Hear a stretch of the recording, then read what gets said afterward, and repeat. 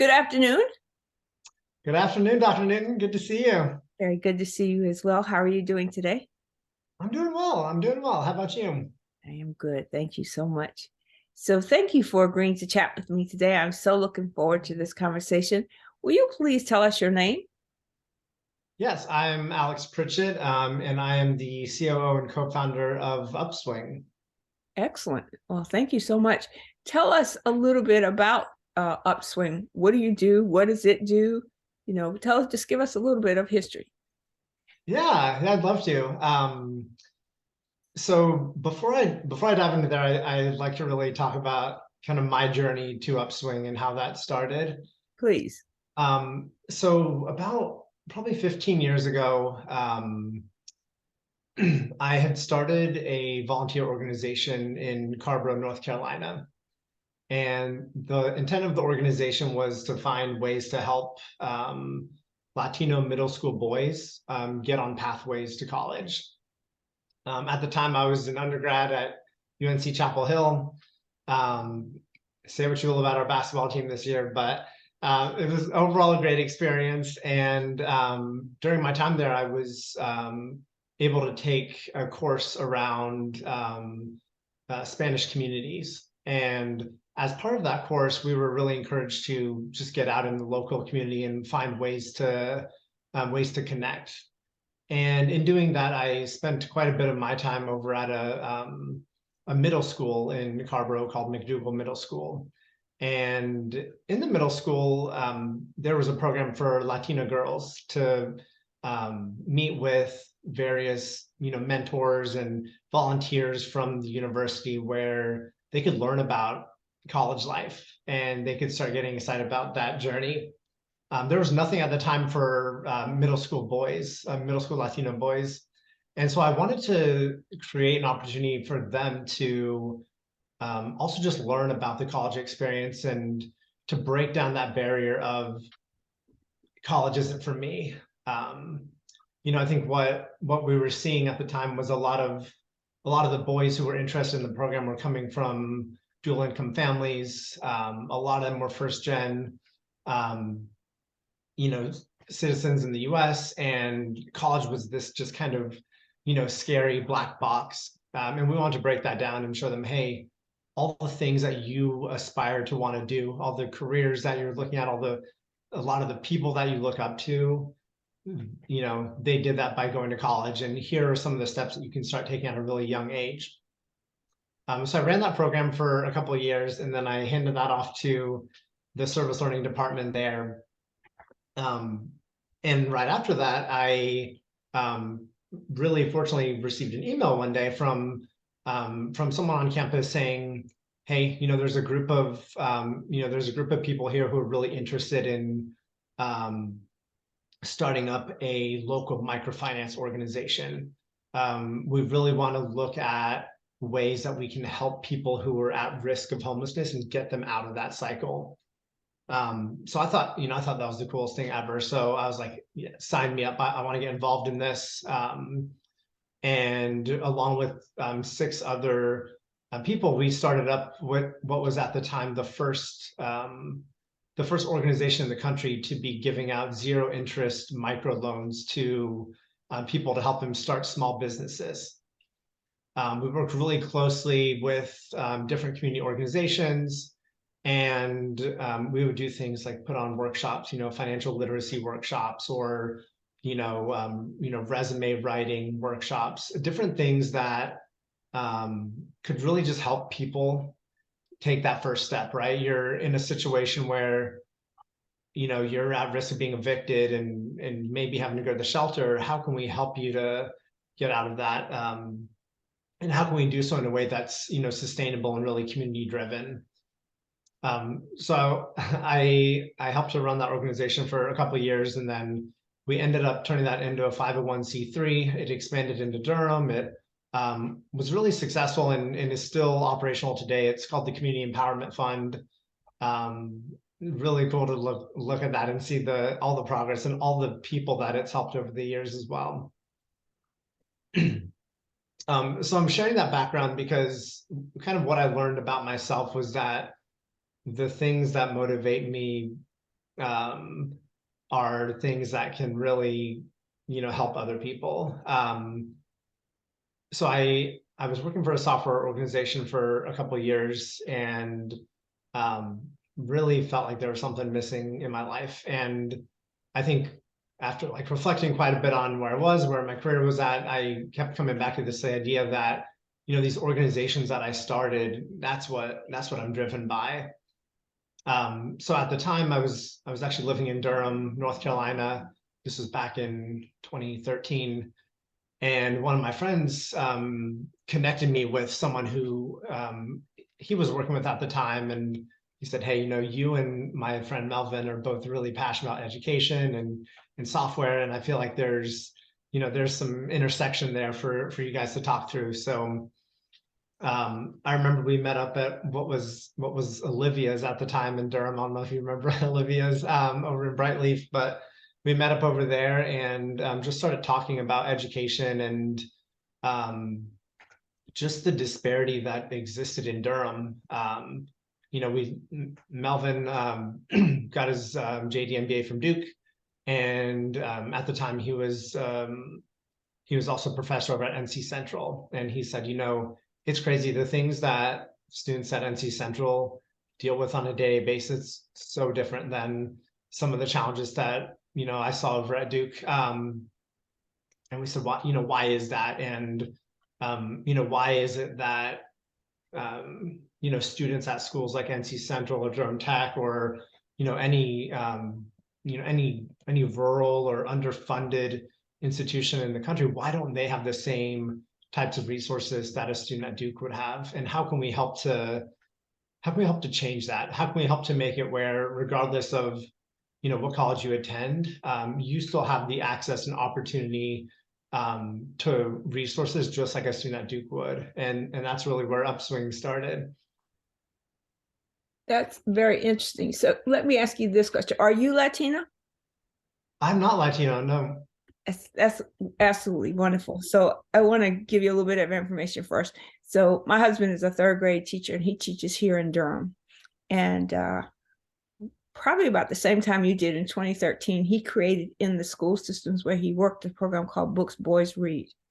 And it was an attempt to get boys to read books and to see the value of reading books. And, a lot of the books that were written during that time are written, on a very, if you will, scale toward, white male as opposed to, and white female as opposed to other ethnicities. And what's really amazing is that when you take time to recognize something that's going on around you, you find solutions right there. You don't have to go out and do big things. You could start really small.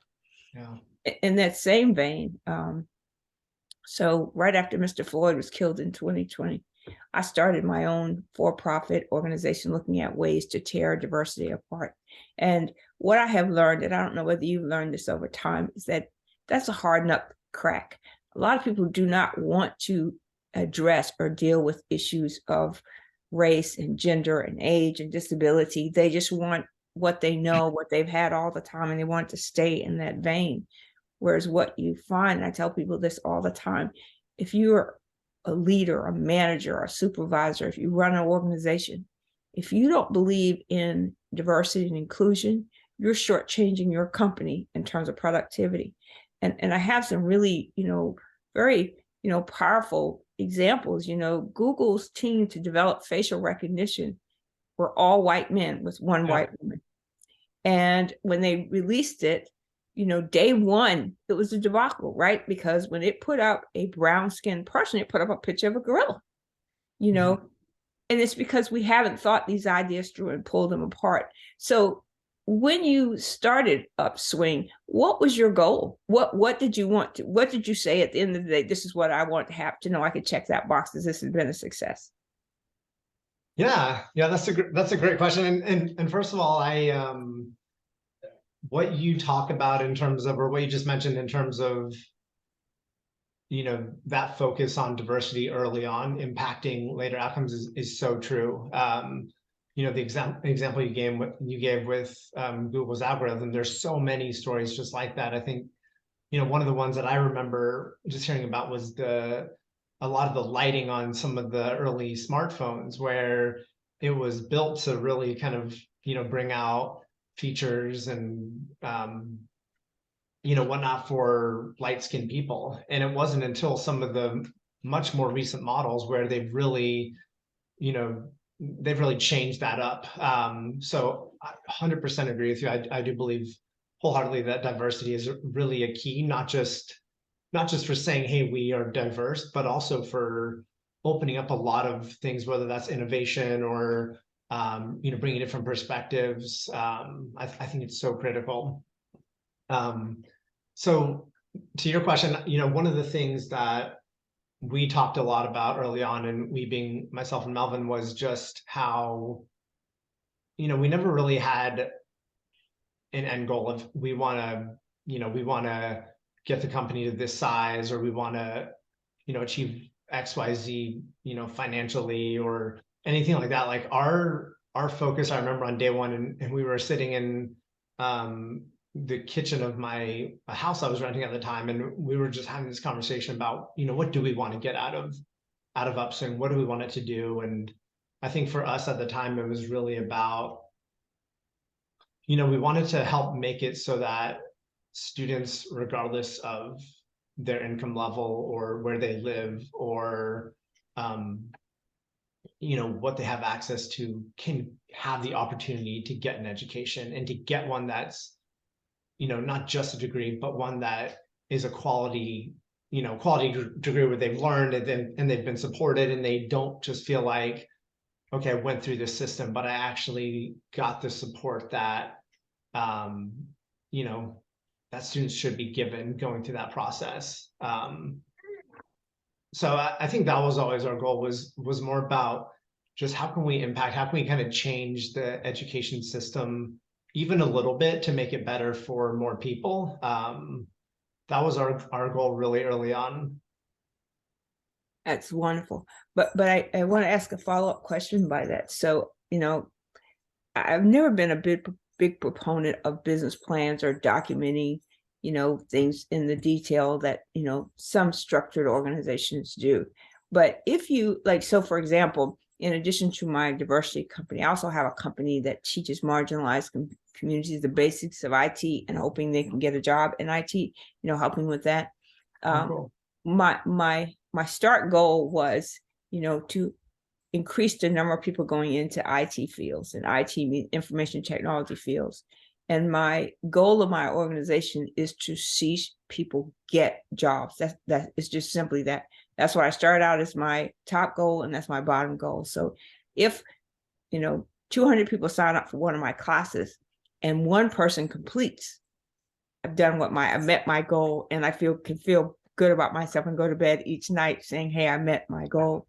And not to, you know how to run your business. So I don't want to, take anything away. I'm just saying that was just one of my things, something simple that I could check off every day, that I'm making progress in what I said my goals and objectives are, and they match my mission statement.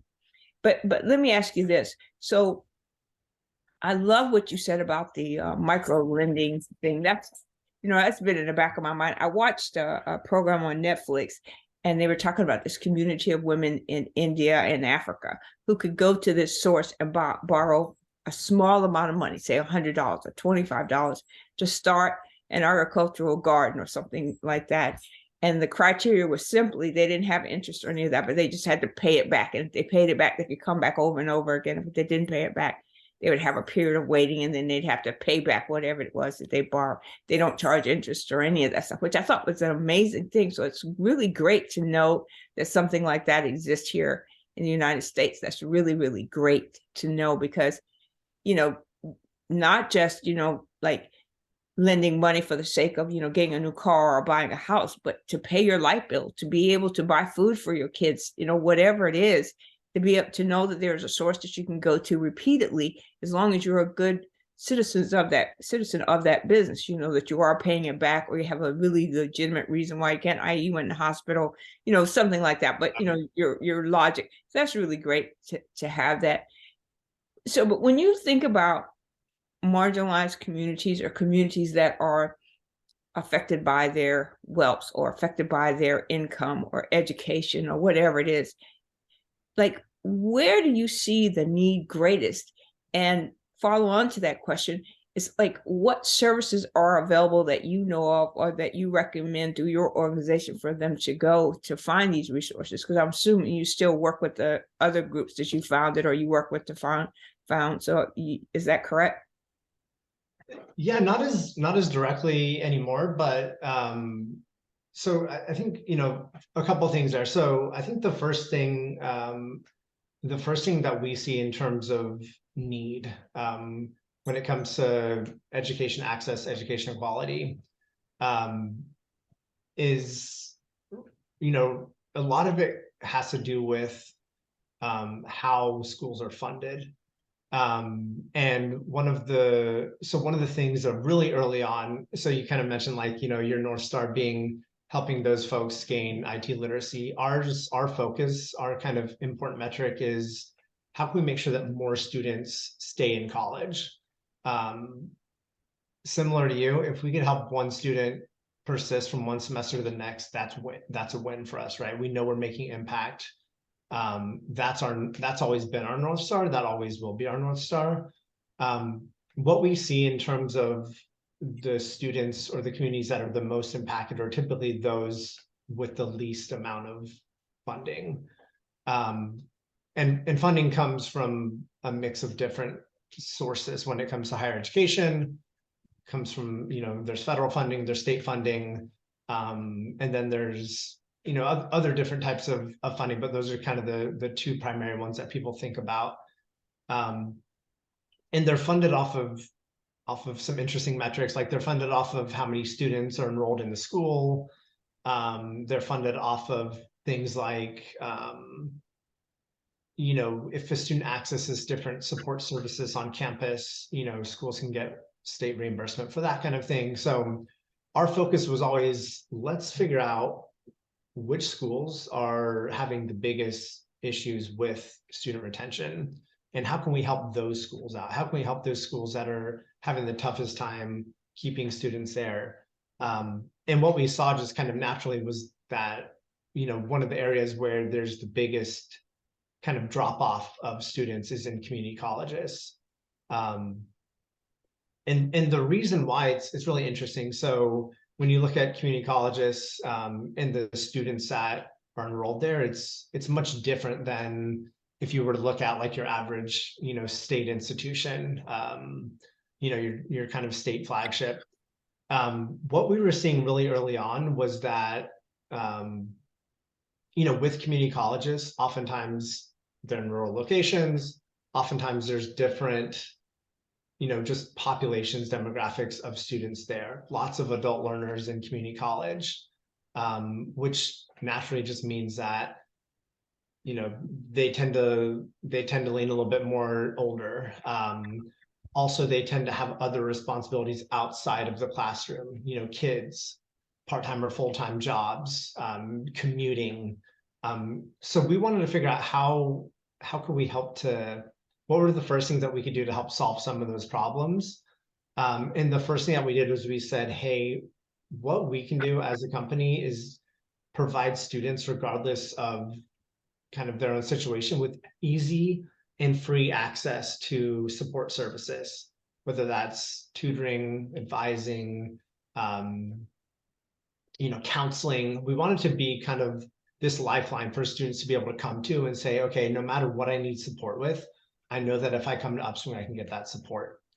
And the way that we made it free, and this has always been our model, is we partner directly with the institution. So students are never having to pay anything. They always have access to free tutors, free advisors, all this support. And the school benefits too, right? They're getting more students staying in school, which means that they're getting more funding from the state and federal government.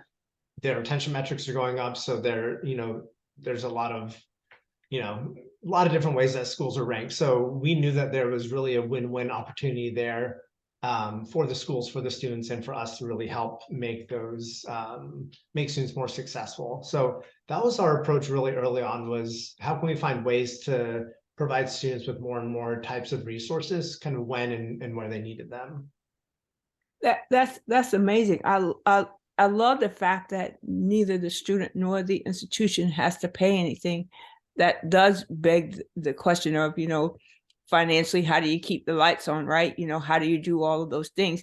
Because when you're dependent upon grants and other kinds of things, you're in a pool, right? Any number of people could be applying for that grant. So how do you measure that to see whether it's effective and whether you should change your model? Yeah, that's a great question. So the I institution. always ask great questions.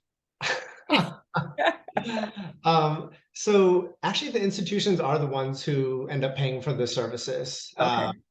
And the reason why that works is because of exactly what I just mentioned, where, if you think about like your normal, like sales funnel, right? It's significantly cheaper for companies to keep their existing customers than it is for them to go out and find new ones, right? Through your company, if you have someone who you already have that relationship with, who's already aware of who you are and comfortable with you, way cheaper to keep them than is to find someone else. The same is true for colleges and universities, where if they have a student, it's so much more impactful for them to keep that existing student than it is for them to go out and try to find more students to enroll in the college. So our whole approach is, hey, we can help you retain more of your students, so that you start to see the benefits of having higher retention rates, more graduates, right? There's all these like other externalities, like especially with community colleges, like you're uplifting the local community as you get more people degrees and better jobs. So we definitely work really hard to create that, create that win-win between the institution and getting more students to graduate. But part of that, though, is an organizational change, so you mentioned Duke. So I'll give you an example. So I was in charge of IT for the law school for a while.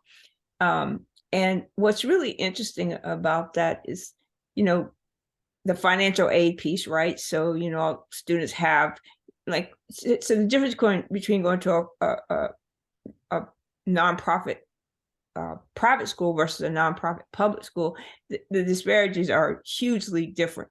But even at that, student comes to the school, he or she needs additional financial aid for whatever reason, whether it's their, livelihood, whatever it is, they need additional money. And the university has this box that they've said, here's how much money is available for each student. Here's how much is in the endowment and so forth and so on. And you just trickle on through there. But in that process, they create this culture where students are literally struggling to stay in school because they can't match whatever this thing is. So it's not an academic thing. So like they're not like they're not smart. They are very smart. You wouldn't have admitted them if they weren't smart, right? So you know that you admitted them because you thought they had some sense that they were going to complete.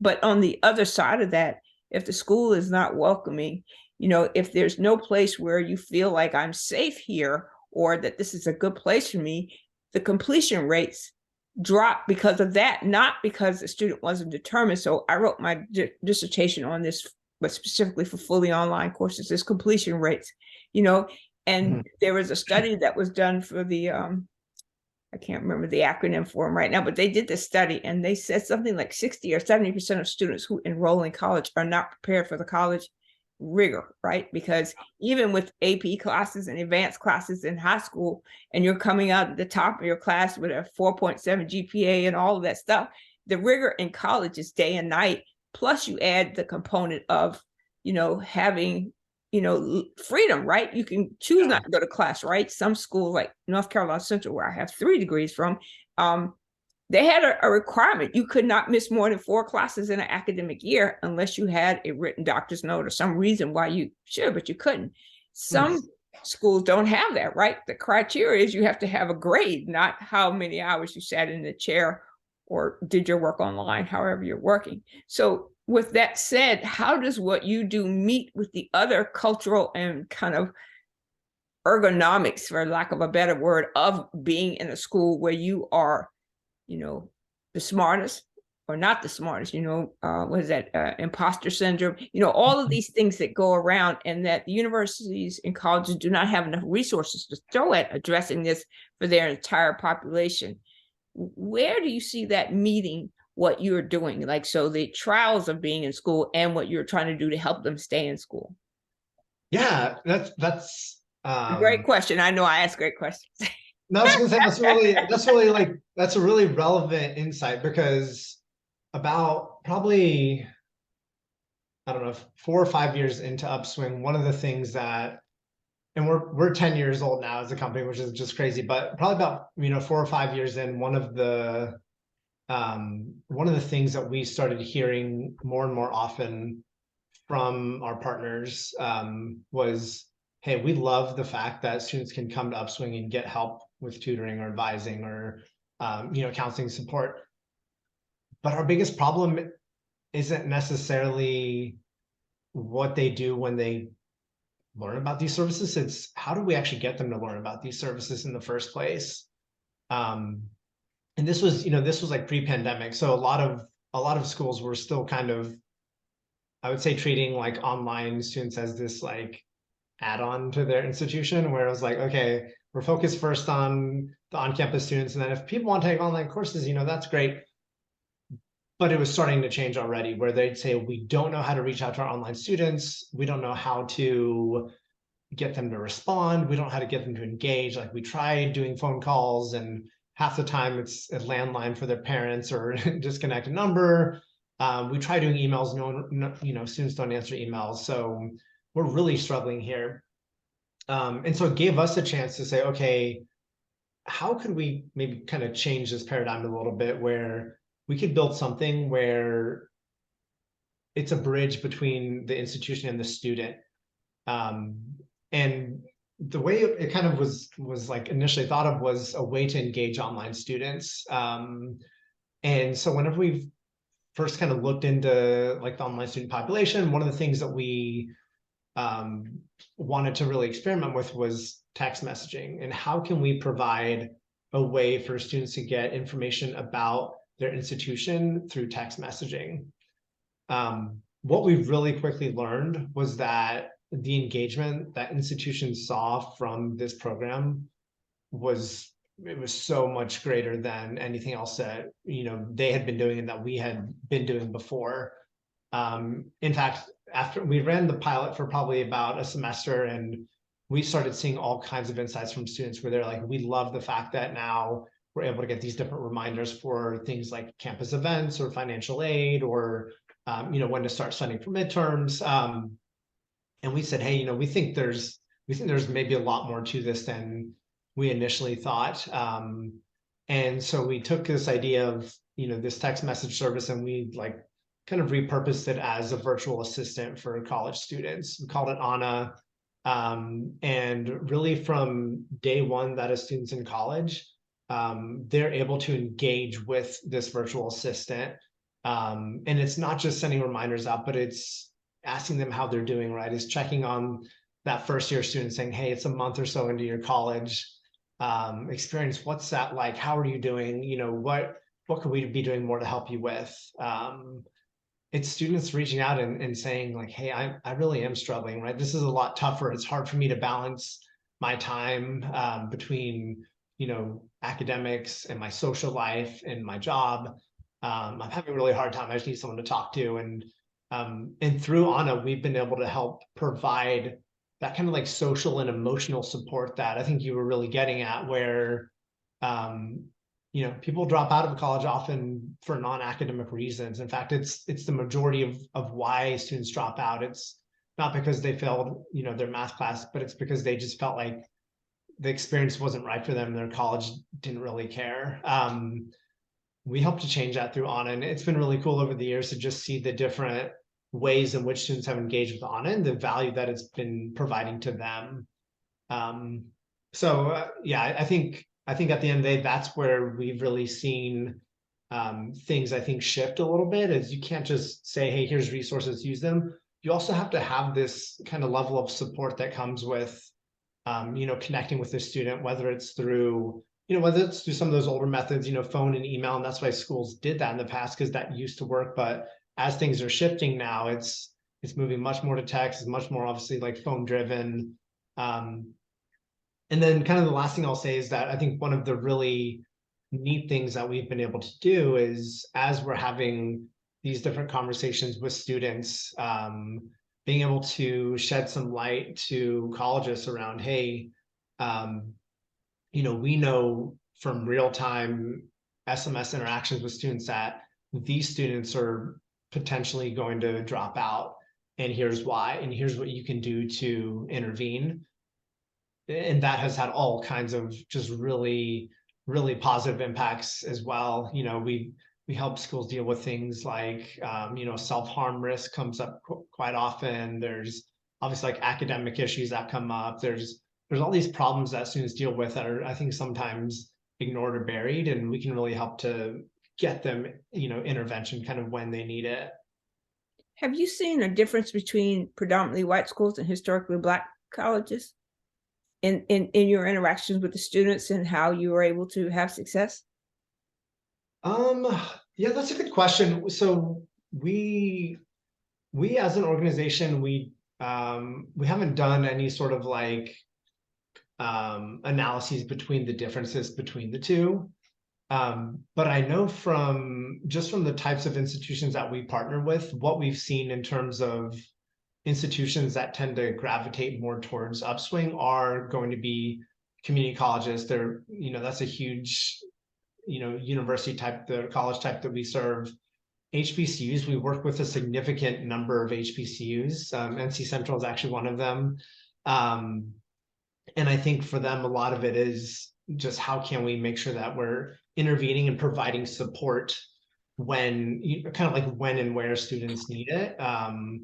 So we haven't done any like specific studies around the differences, but we do see that just based on the types of schools that we've partnered with over time, it does tend to be those that, have more diverse backgrounds, more diverse student populations, and they do want to provide, I think, more of that support towards students.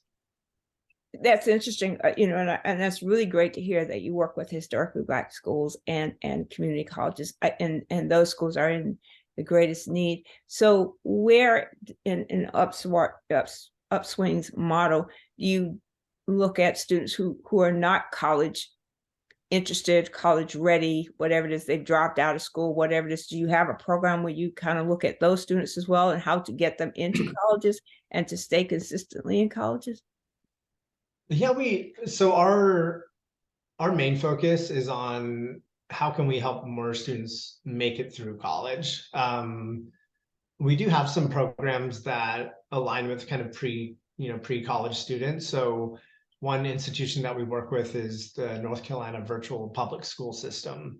And you can kind of think of it as across the entire like high school system of North Carolina, any students that have to take a virtual schooling, whether it's for health reasons or, suspension or, disability or whatever that reason is, they go through this NCVPS. So we partner with them. And one of the things that we've been able to do there was really kind of build up a peer support network for them across their virtual high school to say, hey, we get it, like students that are, homeschooled or, not attending in person, like they still really thrive off of those interactions with their peers. And so that's one thing that we've done that's been really neat is it's not a particular, like, there's not like a specific program we have to say, hey, we're going to try to get you to college, but by helping them meet with their peers, that helps to build their engagement in high school. That helps to build their, I think, like interest in seeing like, okay, I can talk with other people that are also homeschooled or, dealing with other things outside of the classroom. And I think building up that community, building up that support has really gone a long way for that institution. Interesting. Thank you very much for that. So before we run out of time, I just want to talk a little bit about Alex. So we talked a little bit about the enterprises you've been engaged with, and it sounds like you've having resounding success. So good, congratulations for that. So let me ask you, so before you were Upswing and, micro lending and all of those things, tell me about early Alex. So where did you go to school? how did you, kind of think about the world through the lens that you see the world? So, you like me, I believe in helping people. It doesn't do me any good if I'm only helping myself. So how did you get to that mindset, and where do you see that mindset taking you? Yeah. Yeah, that's a great question. I think a lot about that because obviously like that's been the journey that's kind of gotten me to where I am today. So I grew up just north of Atlanta. And the town I grew up in was extremely white. Um, like I think my high school, we had 500 people in our graduating class, and maybe, maybe 5 Black people in that class. It was heavily white, um, you know, little bit Latino, almost no diversity there. Um, when I went to college, it was an entirely different experience. My roommate freshman year was Black. A lot of my friends were different backgrounds, and at that time I remember telling myself, this is what the world's about. This is something that to me I felt like I had really been missing growing up, because meeting people from different backgrounds and just learning about other people's experiences was just something that, I don't know, really mattered to me. And it made me realize that those are the things that like make life really interesting. And if I could if I could be a part of that, and if I could make that a part of my life, like I know that I'd live a fulfilled life. So whenever I was a little bit younger, I think one of the things that was kind of instilled in me was just the importance of volunteering.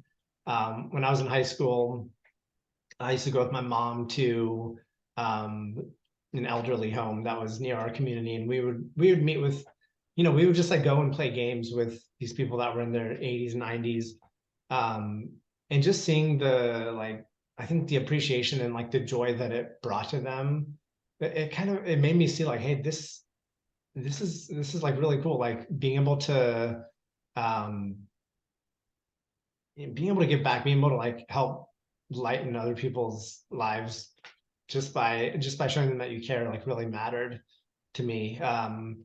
So I think whenever I got to college and just saw like, hey, there's all this opportunity for working in diverse groups, and I said, I really just, it wasn't like I at the time was like, okay, I really want to go work with, certain populations of people. I got involved. I volunteered where I could, and different opportunities came up, and whenever they presented themselves, kind of like my passion and my caring led me to say, hey, I want to devote my time to this. I want to spend time doing this. I didn't like go out to create an after school program. I was in a course though that I cared about with Latino communities, and through that, I found something that I was really passionate about.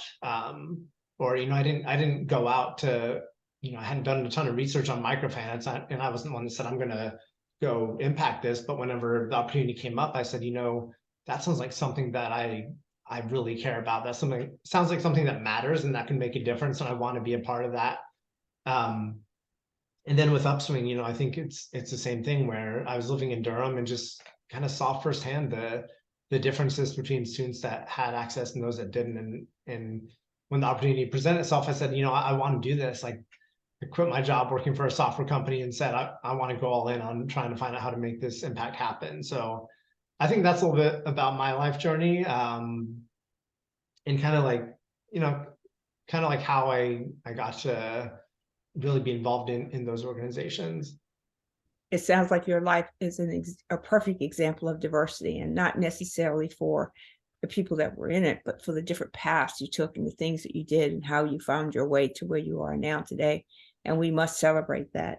I cannot tell you how wonderful it is to know that you and your friend are out here doing things for others, and a commitment to it, that you quit your regular job to go do that. That's a powerful and amazing thing. And I want to say to our listeners, that's bold to step out into an area where you're not trained or you don't have experience and do something, and then to do something for others is extraordinary. So we are very fortunate to have you and what you're doing in the world around us, because making each other better is really how we make the world better. We can't fix all the things that we don't know about or we don't have an opportunity to see. And sometimes when you put yourself out there, that little spark is enough to change the world. So thank you very much for that. That's very wonderful. So my last couple of questions are more specifically about where is the future. So even for your organization, or if you look broader than that, where do you see us going in the future? What do you see as our biggest issues? So where are we going, and what are the biggest issues that you see for us going forward? Yeah, that's a great question. I think, and I was thinking a little bit about this before, just right before this, but I think one of the biggest problems that we have as a society is that when things go wrong, they get worse for certain populations of people. And because we have so many issues with equity in our society, we haven't solved that problem yet. And I'll give you a couple of examples. I think one of the recent things that I saw was whenever the pandemic first hit, right? It was terrible. Everyone, no one knew what to do. People were told to isolate. Um, you know, Looking at it from like the college lens, classes were canceled or moved online.